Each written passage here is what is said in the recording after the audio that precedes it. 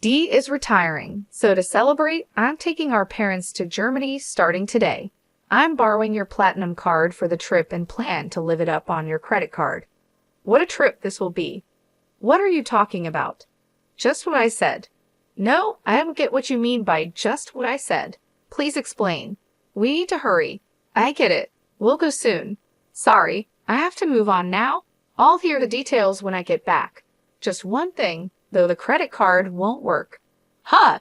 My jobless husband Jeremy took my credit card to take our parents-in-law on a trip. I put up with a lot from Jeremy, but this seems like the perfect opportunity to teach him a lesson. When he returns from the trip, he'll have some big regrets. I'm Maria, a 35-year-old company employee. After graduating from a prestigious university, I landed a job at a major company and have received good evaluations. Despite being only 35, my income is enough to support Jeremy, who doesn't work, and a child if we had one, but that's hypothetical. We've been married for 6 years and don't have kids yet, though we're thinking about it soon. Blessed with a good job and income, I should be happy in my newlywed life, but I'm not. The part about having a child is hypothetical, but Jeremy not working isn't. I'm not hungry for dinner because I ate snacks. That's fine, but what about your job search? I didn't go for an interview today. Just stayed home looking at job websites. Jeremy quit his job a year ago and has been job hunting since. To be precise, he's been working part-time but doesn't stick with any job for long. He starts a job, quits soon after, relaxes for a while, then looks for another part-time job. You're looking at part-time jobs again, aren't you? I'm looking at both full-time and part-time. Why don't you stop looking for part-time jobs and focus on finding a full-time position? I know, but there is a right time for everything. I wish Jeremy would find a steady job, but there's a reason he can't be pushed too hard. He quit his last job because of a conflict over work policies with his boss. That boss was notoriously difficult in the office. Jeremy stood up to the boss as the office representative, backed by his colleagues. But when the conflict escalated, his colleagues sided with the boss, not with Jeremy. As a result, Jeremy lost his boss's approval, felt betrayed by his colleagues, and found it hard to stay, so he left the company. Jeremy, dinner's ready? Can you bring it here? After quitting, Jeremy became reclusive, staying in his room. After about 3 weeks, he started coming out and helping with household chores. I'll do the dishes. Really? Thanks. Then it's all yours. Yeah, I've got nothing but time, Jeremy said, smiling, but it didn't seem genuine. Yet after another 3 weeks, he started job hunting. I have an interview today. Is it your top choice? Yeah, I'm going to get this job and start over. I'm rooting for you. Do your best. A month after quitting, Jeremy began job hunting in earnest. But even after a month, he couldn't find a job. Why am I always rejected? Damn it, it's all my previous company's fault. Don't get frustrated. You'll find something good. Of course I'm frustrated. I did nothing wrong. Jeremy might not be entirely blameless, but what happened at his last job wasn't entirely his fault either. Still, quitting because of interpersonal issues doesn't look good to potential employers. It's like I can't do anything right anymore. That's not true. You have an interview tomorrow. Let's work on your resume. It's pointless. I'm not going tomorrow. Repeated rejections wore Jeremy down, but after a while, he became defiant. One day, I came home to find torn-up resumes on the living room floor. Knowing the interview didn't go well, I chose my words carefully. Can you throw that trash in the bin? I'm done. Done with what? Job hunting. We can live on your income, right? I don't need to work. Indeed, we could live on my income alone. Some people don't work and do a great job as full-time homemakers, but that's not Jeremy's situation. He's just avoiding unpleasant realities. I understand his reluctance to work after the bad experience at his last job and the unsuccessful job hunt, but we need to address this issue head-on. I decided to be patient with Jeremy for a while. Jeremy, you still haven't found a job. What's your plan? I've worked hard before. This is just an extended break. I'm not just resting. I'm studying for the future. That's good to hear. Living near my in-laws, Jeremy's mother, Linda, and father, Brandon, started visiting us more often after he quit his job. They were probably worried about him. Hearing that Jeremy was preparing for his next job, they seemed relieved, but that was a blatant lie. The beer will run out today. Can you buy some on your way home? It's running out again? You drink too much. Try to cut down a bit. Fine. I won't ask you again. I'll buy it myself. Jeremy wasn't studying or job hunting. He spent his days watching TV and drinking beer. He probably didn't want others to know he was unemployed. If I told my in-laws the truth, it might hurt Jeremy too much, so I decided to stay silent about whatever excuses Jeremy made. But he stopped job hunting for over 5 months, and I finally decided to speak up. Jeremy, maybe it's time to start job hunting. You seem more settled now. What? It's been less than half a year since the incident at my last job. You want me to work again after what happened? I just thought the break was a bit long. Stop nagging. You can't understand my feelings since your job is going well. I have my own struggles, you know. Everyone has work problems and relationship issues. We all try to solve them. Let's work through this together. I get it. I'll look for a job, okay? Jeremy walked out in the middle of the conversation. My words seemed to have hurt him, but him agreeing to job hunt seemed like progress. I decided to apologize when he was feeling better. I got a job because of your nagging. That's great. Where at? At a nearby supermarket. So you'll need to learn and work hard, right? It's just part-time.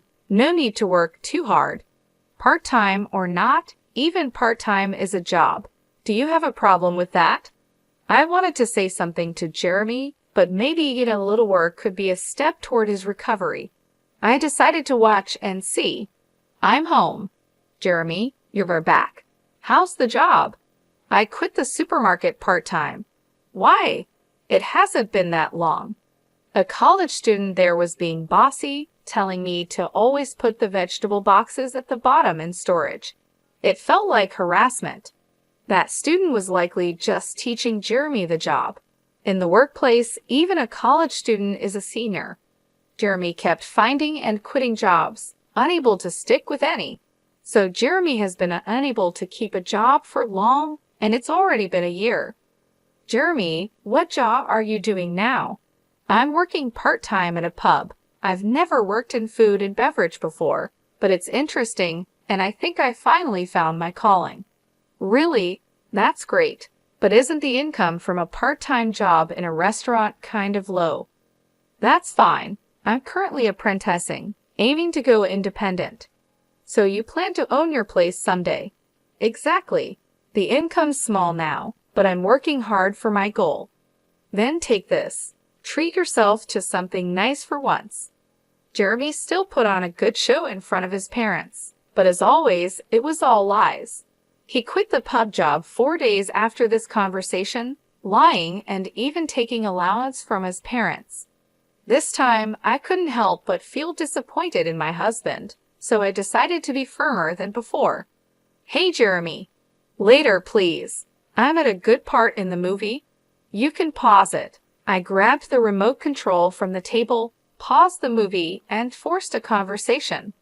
It's just pressing when you pause at the best part. What is it?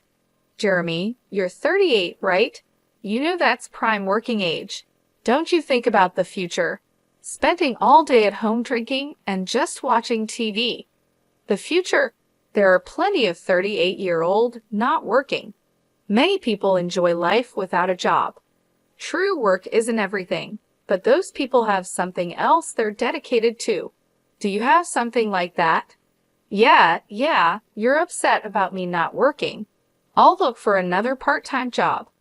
Jeremy seemed intent on only working part-time, considering his reasons for leaving his job and his struggles with job hunting. I had been careful not to hurt him, but it was time for Jeremy to bounce back. I needed to be stricter. One day at work, I got a text from Jeremy. Dad's retiring, so we are going to Germany to celebrate. Starting today. Borrowing your platinum card. Got to splurge on your credit card. I panicked and called him immediately. What do you mean, a trip? Just what I said. I don't get it. Just what I said. Please explain. So many things are wrong here. It's fine to celebrate Brandon's retirement, but he should have consulted me before using my money and borrowing the credit card more like stealing. And why am I paying for a trip to Germany that I'm not going on? Jeremy was probably bragging to his parents, claiming the money was from his savings. My credit card. Thinking about it infuriated me, but one thing Jeremy said caught my attention. You said you borrowed a credit card. The one from our house. Yeah. Why do I have a platinum card? Some people think you need a high income for it, but that's not true. Credit history, stable income, and other factors matter, and it's attainable in your 40s. The annual fee is high, but I use it for the benefits and points. However, that credit card is in my wallet. So you took the credit card from home? Yeah, so I'm counting on you for the payment. Jeremy, elated about his trip to Germany, is speaking to me in a provocative tone. I have been patient with Jeremy for a long time, but this seems like a good opportunity. Jeremy thinks he's clever taking my credit card and being all cheerful, but he's in for a surprise. What are you doing? We need to go. Got it. I'm coming. Sorry, I need to move on now. I'll hear the details when I get back. Just one more thing, the credit card you took won't work. What? That can't be right. It's in Maria's name, and the expiry date is this month. It's short, but it shouldn't be a problem. You're lying, right, Maria? You're lying to stop me from using the card, aren't you? Such a lie is easy to see through. Yes, it expires this month. That's why I have already received a new credit card. What does that mean? So I have 2 credit cards to use for a while now. Sometimes with my credit card, when the new one is activated, the old one stops working. And I've already started using the new card, so the one you took won't work. You're kidding, right? You think it's a lie? If you don't believe me, I can send you the URL to the credit card website, or you could just try using the card. It would be amusing to see you try to pay with a card that doesn't work. This credit card really won't work. Hey, hurry up. I hear his parents calling him from the background of the phone call, but Jeremy, realizing the credit card won't work, seems too flustered to hear them. What should I do? I told them I'd pay for everything except the round-trip travel. Oh, they covered the flight? Yes, Dad felt bad about having all the trip costs covered. What should I do? I'm about to take a cab, and I don't even have money for that. That's not my problem. You said you would pay for everything but the flight. If so, using my credit card in the first place was wrong. Pay with your own money. How can I? I don't have any money. Right, Jeremy. You haven't been working seriously. It's your fault for trying to look good taking your parents on a trip without money. I'm at work, so I have to hang up now. I just wanted to tell you about the credit card. Wait, I hung up and returned to work. Jeremy, unable to pay even for the cab, would have to be honest with his parents. That night after I finished work, I got a call from Laura. I heard from Jeremy. He tried to pay with your credit card and lied about working. Sorry for the trouble. No, don't apologize, Laura. I'm sorry for the inconvenience about the credit card. Are you okay with the money? We'll cover this trip's cost when we get back. I'll make Jeremy apologize and find a job immediately. I'm sorry, Laura, but I'm considering divorcing Jeremy. Divorce because of this? It's part of it, but Jeremy has been taking money from me for a while. What? I stopped giving Jeremy money to curb his drinking. He started a part-time job and bought his own alcohol, but the salary from part-time work shouldn't be enough for daily drinking. Jeremy was taking money from my wallet to buy alcohol. Over a year, he repeatedly stole amounts ranging from $7 to $70. The sum became significant. I had been strict with Jeremy, hoping he would eventually turn things around, but when he stole my credit card for his trip, it wasn't just about $75 anymore. This leap in the amount he took convinced me that he had no intention of improving. I respect your decision. Should I tell Jeremy about the divorce? Could you just tell him I want a divorce? We'll discuss the rest when he returns home. About an hour later, the next morning after my call with Laura, Jeremy called. He must have heard about the divorce from Laura, but I had asked her to wait until he was back to discuss it. Too exhausted, I had decided not to answer his call. The next morning, after returning from work, I found Jeremy at home. He'd cut his trip short. "I'll work properly now. Please don't leave me," he pleaded. As I entered the living room and saw Jeremy, he immediately apologized. His regrets seemed sincere, but came too late. He had a whole year to change, yet still asked for another chance. I had warned him repeatedly, yet he squandered every opportunity. I'm not going to give Jeremy another chance because he gave up on me. My mind is made up. Can you leave? Please don't say that. If you don't leave, should I call someone to help you pack your things? I'll move out only if you can afford the rent here. Jeremy fell silent. He didn't even have the money for next month's rent, let alone an income. My words and the reality of the impending divorce made him realize the severity of his situation. With nothing to take, Jeremy seemed to be leaving the house, probably heading to his parents' place. I thought about asking if he had money for transportation, but Jeremy isn't a child. He should manage his own affairs, money or not. I sadly watched Jeremy leave the house. After leaving, Jeremy went to his parents' house. Later, I received a call from Linda. My parents-in-law let Jeremy stay for one night, but then asked him to leave the next day. They thought he might become too reliant on them if he stayed. Creating a situation where he must fend for himself was perhaps their intention. It must have been painful as parents to send their son away, but they made a tough decision for Jeremy's recovery. Kicked out from his parents' home, Jeremy came back to our house, pleading with me. "Please help me. I've got nowhere to go and no money." That's the result of your own actions. You need to handle it yourself. Everyone deals with their hardships. Maybe sometimes it's necessary to ask for help, but all you have done in the past year is abandon your responsibilities and do as you please. I didn't let Jeremy into the house and turned him away from the doorstep. The divorce eventually went through. Jeremy was reluctant, but with the support of his parents, it happened quicker than expected. I have no idea what happened to Jeremy after we split up. He's probably still jumping from one job to another and making excuses for himself. I used to think I'd feel lonely without him, but to my surprise, I didn't feel lonely at all. Instead, I felt a weight lifted off my shoulders. Living with Jeremy had been incredibly stressful. His attitude and constant need for reassurance kept me on edge. I was always walking on eggshells, afraid of saying something that might upset him. Now, without him around, I don't have to worry about that anymore. Without Jeremy, my life has become much more comfortable. I hadn't realized just how much of a burden our relationship had been. I was constantly trying to support him, both emotionally and financially, and it drained me. Now, I can focus on myself and my own well-being. I'm relieved that I didn't let Jeremy drag me down with him. I was always trying to help him, hoping he would change, but it never happened.